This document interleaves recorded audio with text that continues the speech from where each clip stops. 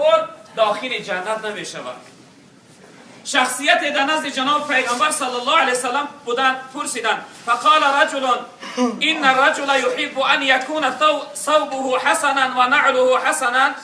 شخصیت بود گویا یا رسول الله یک انسان دوست می‌داره که لباس خوب داشته باشه، پاپوشی یعنی چیزهای زیبا بپوشه. آیا نشانه تکبری هست؟ پیغمبر بزرگوار صلی الله علیه وسلم گفتن که ان الله جمیل یحب الجمال. تا خداوند زیبا هست، از بنده هاش زیباگی را دوست می‌داره. یعنی لباسی خوب پوشیدن این تکبری نیست. فکچختی و در نظر نگرفتن خلق خدا تکبری است برادران عزیز. یک کس در نظر یا عادت در مردم میگه وای خودش کی است، یا اون کی است، یا منی ها زیاد میشود. هر انسانی که لباسی زیبا پوشه یا اینکه سر و بدنش پاکیزه و خوب نگاه کنن، این نشانه تکبری نیست. ولکن جناب پیغمبر صلی الله علیه وسلم گفتن که الکبر بطر الحق و غمت الناس. گفتن تکبری این یعنی در نظر نگرفتن حقیقت است. خدا میگه فلان کار معنی است، یا پروردگار یک امرت کرده است، امر خدا را به گردن نمیگیری. و تحقیر کردن مردم یعنی بی احترامی و بی قدر دانستن مردم، پیغمبر بزرگوار گفتن این چی است؟ تکبری هست. در روایت دیگر رسول اکرم صلی الله علیه وسلم گفتن که الا اخبرکم باهل النار. اهل اصحاب گفتن آیا من شما را خبر نکنم که دوزختی ها کیها هستند؟ اهل دوزخ چی خصلت دارند، چی صفت دارند؟ اهل اصحاب گفتن بله یا رسول الله. گفتن آره ما را خبر که یا رسول الله. رسول اکرم صلی الله علیه وسلم گفتن که کل عتل جواز مستكبر. گفتن تمام بد اخلاق های حسد خورنده تکبر. یعنی که سه چیز پیغمبر بزرگوار گفتن نشانه دوزخی بودن سه چیز است. یکمش بد اخلاقی، دویمش یعنی انسانی حسد خورنده، حریص، یک انسانی که یک کس دارندش تلخش میکفه چون وای داره، وای کارش خوب است از من نه، نسبت به همدیگر بخیلی و بدبینی داره. انسان حسد خورنده تکبر. پیغمبر بزرگوار گفتن این سه خصلت یعنی جهنمی و دوزخی بودن هست. در حدیث قدسی رب العالمین فرموده است که العز ازاری والکبریاء ردایی. گفتن یعنی عزت و کبریا اینها ازار و ردای من هستند. این دو چیز یعنی عزت عزیز بودن، بزرگ بودن، یا اینکه کلان شماریدن، این یعنی صفت خاصی الله رب العالمین است. این یعنی در شخصیت، در انسانیت یعنی براش حرام است دعوا کردنش یا اینکه چه مقصد کلان شمردن. رب العالمین گفته که فمن ینازعنی فی واحد منهما فقد عذبته. گفتن هر شخصیتی که اگر یک تایی را دعوا کنه یا بگه که من بزرگم، بعضی انسان ها دعوا می من کلان هستم، من بزرگم. البته خداوند بعضی انسان ها بزرگ میگردانه، اما خودی شخصیت حق نداره برای دعوا کردن.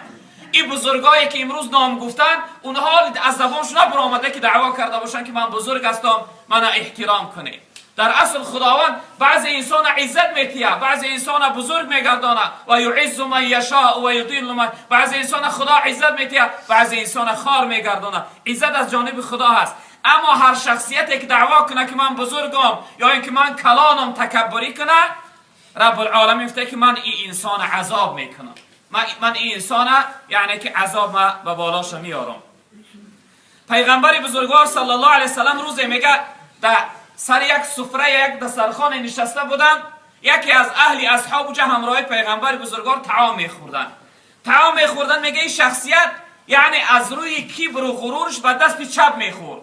پیغمبر بزرگوار گفتن که کل بیمینک. گفتن ای فلانی به دست راست طعام بخور. حتی در روایت دیگر اومده است که ای مردم میگه شما به دست راست بخوره، به دست چپ نخوره که شیطان به دست چپش میخوره.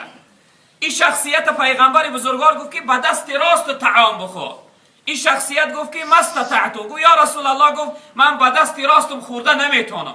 یعنی که از روی کبر و غرورش ایسا گفت، از روی تکبرش گفت، حالا اون که میتونست به دست راستش خورده. پیغمبر بزرگوار میگه چقدر ناراحت شدن و براش دعای بد کردن. گفتن مستطعت، گفتن الهی نتونی به دست راستت خورده. این یک طرز دعایی هست. حتی محدثا روایت میکنن میگه همین شخصیت بعد از گفتن همین جمله پیغمبر گفت الهی نتونی، بعد همین میگه دست راست از کتف خاک شد، میگه دیگه کار نکرد. گفت هرگز نتوانی گفت به دست راستت خورده. پیغمبر بزرگوار گفتن که ما منعه الا الکبر، گفتن این شخصیت با دست راست خوردن فقط تکبری معنیش کرد، یعنی همون کبرش معنیش کرد که با دست راستش نخورد. و رسول اکرم صلی الله علیه وسلم در یک روایت دیگر گفتن که ثلاث لا یکلمهم الله یوم القیامه، سه گروه مردمی هستند که در روز قیامت رب العالمین به این مردم صحبت نمی کرده است. البته در روز قیامت میگه وقتی انسانیت حکمش می برآوردن که فلان یعنی درجه است، گناهگار است، باید دوزخ برود، در فلان حالت است، این انسان میخواست است که با پروردگار یعنی صحبت کنه، عذر بیاره، بگه ای پروردگار که زندگیم یعنی سخت بود، کمبودی داشتم، 3 فرزند بودم، حالتم وضعی، میخواست است نزد خداوند عذر بیاره. اما عذر این 3 جمله مردم خداوند قبول نداشته است. ولا ینظر الیهم، و به سوی این 3 گروه خداوند نظر رحمت نمیکرده است، یعنی به حالش رحم نمیکرده خداوند 3 گروه مردم.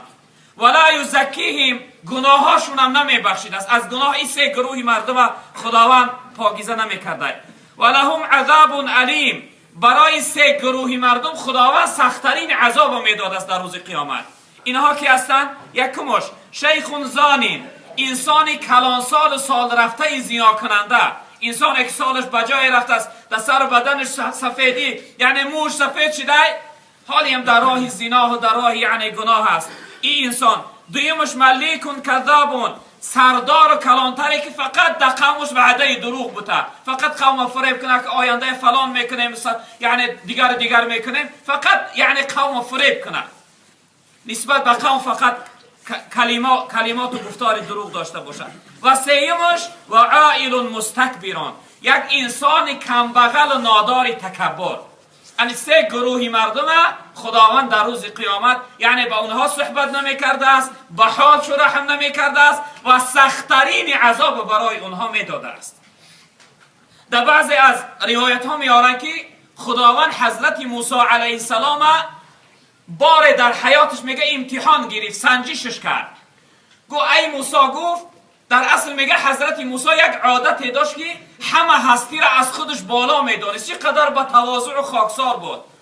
میگه خداوند براش گفت که ای موسی، گفت برای از همین روی زمین یگان چیزی را یا یگان شخصیتی را به نزد ما را بیار، یعنی به کوه تو را بیار که درجه و مرتبه او در نزد ما از تو پستر باشه، یعنی از خودت یگان پستر بیقدرتر بیار ما یعنی او را ببینیم. حضرت موسی که عادت داشت میگه همه را از خودش بالا میدانست، میگه از کوه تور پایان شد یعنی به شهر آمد، هر سو نگاه میکرد، هر شخصیتی را نگاه میکرد، میگو هرگز این بنده خدا هست. در اصل بنده خدا ارزش قدرش خیلی بالا هست. حتی پیغمبر بزرگوار در یک روایت میگه روز رسول اکرم صلی الله علیه وسلم در نزد خانه کعبه آمدن، گفتن ای خانه، قسم به عظمت و جلال خدا، حرمت یک انسان مؤمن از تو 1000 بار بالاتر است، یعنی قدر یک بنده مؤمن از کعبه هم بالاتر است. حضرت موسی میگه هر سو نگاه کردن، هرچه نگاه کردن میگه که شخصیتی را یعنی قبول نکردن، گفتن اینها همه بزرگان بنده های خدا هستند. بعد از اون میگه گشتن به سوی کوه تور می آمدن و آمدن که یک براوا میگه که پروردگار من از خودم پستر نیافتم، همه از من بزرگن. در راه آمدن بودن، میگه در بری راه یک سگی خیلی لاغر و خراب در یک پنجره میگه با زنجیر بسته بود. در نزد سگ میگه کمی ایستادن، سگ نگاه کردن، فکر کردن تا شاید که همین سگ نخواه که در درگاه خدا به اندازه یک سگ ارزش قدر نداشته باشه. خواستن که همون سگ یعنی از همون پنجره جدا کنن و با کوه تور ببرن. بعضی هم میگن که وقتی که در نزد سگ نشستن، سگ در صحبت در آمد، وای موسی اگرچه در روی ما پوستی سگ کشیدگی هم دیده باشی، ما را در محبت و دوستی خدا از خودت کمتر ندار، ما از تو کم نیستیم. در روایت دیگر میگن که حضرت جبرائیل انگیشه گزید، این چنین گزید که مبادا کار نکنی. قصه کوتاه، حضرت موسی سگ نگرفت، خودش تنها با کوه تور آمد و ای رب العالمین، گفت تمام شهر دیار مگشتم، از خودم پستر نیافتم، از همه بد پستر در درگاه تو در بین بندهات خودم بودم. رب العالمین گفت ای موسی، اگر همون سگ می شکایدی و به کوه تو را می آوردی، من نام تو را از بین نام پیغمبرها خط می زدم، از دفتر پیغمبرها خطت می زدم. این امتحان و سنجشی تو بود. یعنی که رب العالمین بنده هاش سنجش میکنه. ببینه که حضرت موسی علیه السلام تا چی کار سنجش کرد؟ مبادا که کبر و غرور کنه، مبادا که یعنی تکبری کنه. و همین خاطر برادران عزیز بزرگوار ما و شما حرکت کنیم که اگر ذره هم باشه، پیغمبر بزرگوار تا هر انسانی که به اندازه یک ذره در دلش یعنی کبر و غرور داشته باشه، خداوند او را عذابش میکنه. و این خاطر ما و شما حرکت کنیم از این فعلی که فعل کفر بوده است، فعلی که انسان به کفر می برده است و از محبت و دوستی خدا دور می کرده است و عذابی همیشگی جهنم و بالای انسان می آورده است، از این فعل و کردار خودمون نگه بداریم. پروردگار بزرگوار جمعیت ما را بخت سعادت دنیا و آخرت نصیب گردان.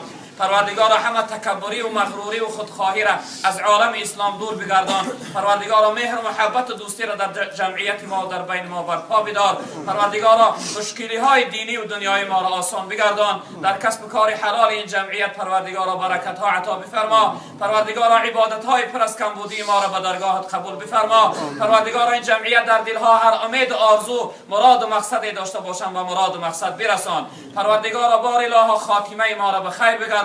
وصلى الله تعالى على خير خلقه مولانا محمد وآله وأصحابه أجمعين برحمته.